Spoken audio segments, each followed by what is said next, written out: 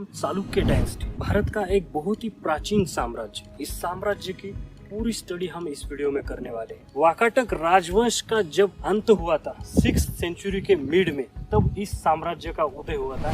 इस चालुक्य साम्राज्य का इतिहास हमें 3 खंडों में मिलता है। नंबर 1 बादामी चालुक्य साम्राज्य, नंबर 2 पूर्वी चालुक्य साम्राज्य और नंबर 3 पश्चिमी चालुक्य साम्राज्य। आज हम इस वीडियो में चालुक्य डायनेस्टी का पूरा इतिहास जानने वाले। तो चलिए वीडियो को स्टार्ट करते हैं। बादामी चालुक्य साम्राज्य अकॉर्डिंग टू हिस्टोरिकल एस्पेक्ट इनका समय जो है near about 636 century to 740 century के बीच का माना जाता है। माहिष्मती साम्राज्य, कलचुरी साम्राज्य, कर्नाटक के कदम पर बादामी साम्राज्य के चालुक्य राजवंश ने जो है अपना डोमिनेंस प्रस्थापित किया था और अपने साम्राज्य को बढ़ाया था। एक्चुअली देखा जाए तो चालुक्य राजवंश के ओरिजिन की कई सारी कहानियां हैं। कुछ इतिहासकारों का ऐसा मानना है कि कदम साम्राज्य के अधीन कुछ समय तक इन्होंने काम किया था, पर कुछ समय पश्चात चालुक्य राजवंश ने खुद को स्वतंत्र घोषित कर दिया था।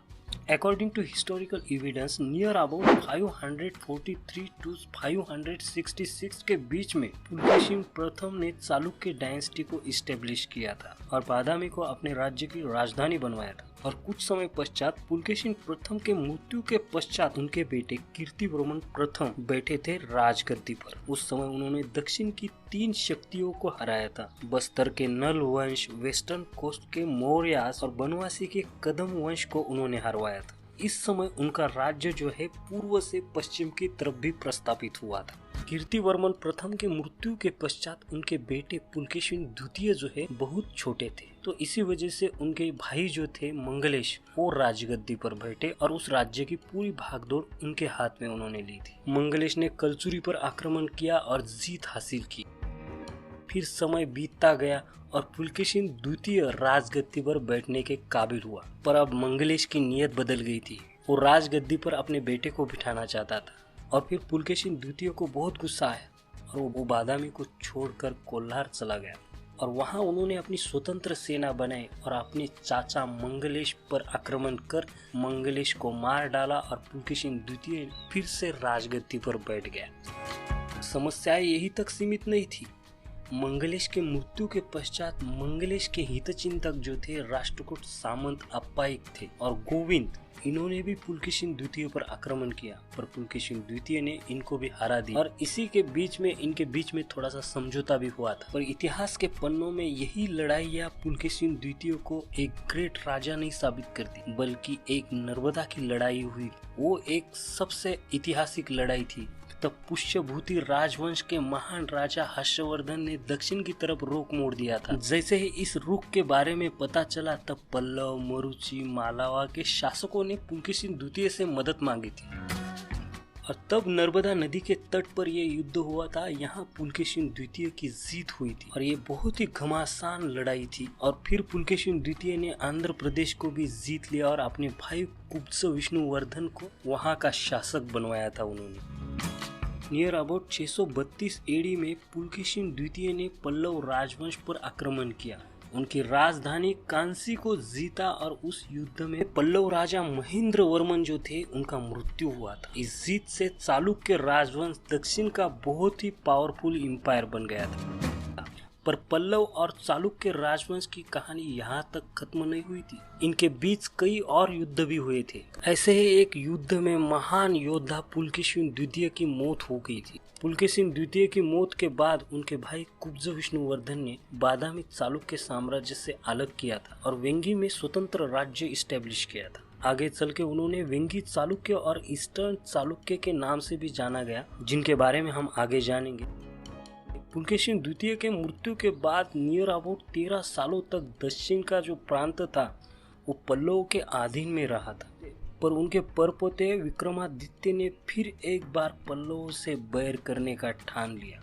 फिर उनकी राजधानी कांचीपुरम पर लगातार 3 बार आक्रमण किए, कांचीपुरम को लूट लिया और पल्लवों को निर्बल बनाया। फिर पल्लव राजा नंदीवर्मन को हराकर विक्रमादित्य कांची आए। उन्होंने जीता हुआ सारा धन कांची के टेम्पल्स को डोनेट कर जनता का मन भी जीत लिया था।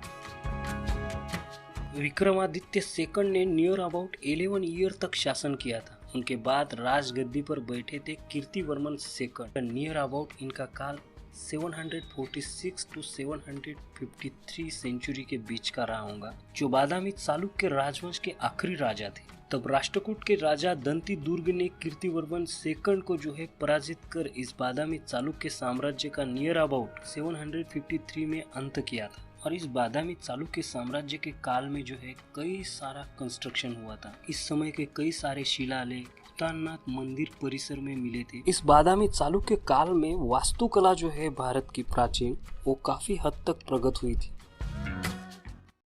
नंबर सेकंड, पूर्वी चालुक्य साम्राज्य। इन्हें वेंगी के चालुक्य भी कहा जाता है, जिनकी राजधानी थी आंध्र प्रदेश की वेंगी।